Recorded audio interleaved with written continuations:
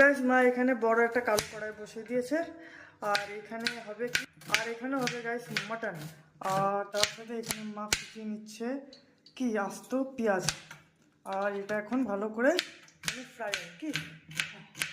তো গাইস এই যে আমার মা মা কিছু বলতে চাই একটু আস্তে আস্তে আমি ট্রান্সলেট করে দেবো যদি শুনতে না তো বলো মা। হট করে শরীরটা খারাপ হয়ে গেল সকাল থেকে, ভালোই ছিলাম।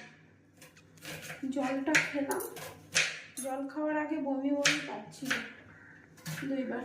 কি গরম জল খেয়েছিলে?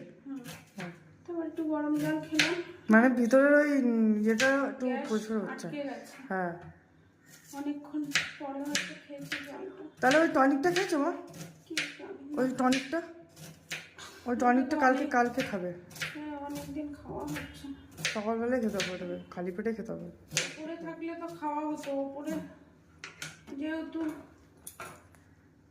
নেই থাকি। চলো আর বেশি কথা বলি না, আরে আজকে রান্না হবে মাংস। আর এখানে মা দিয়ে দিল পেঁয়াজটা। চলো মাটনটা রান্না করি একদম কষকষে রসে কি।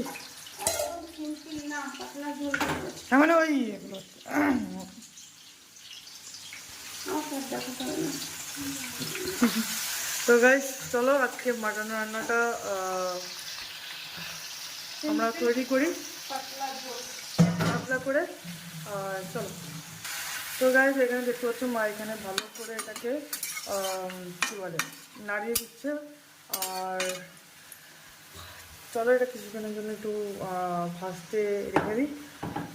আর গাইস আমি বলে দিই মা তো মাটন বেশি খেতে পারে না, তো এই যে টাটকা টাটকা কাতলা মাছ এনেছে, তো এখন এটাকে মাছ তেলে দিয়ে দিয়েছে, এটাকে ভালো করে ফ্রাই করবো।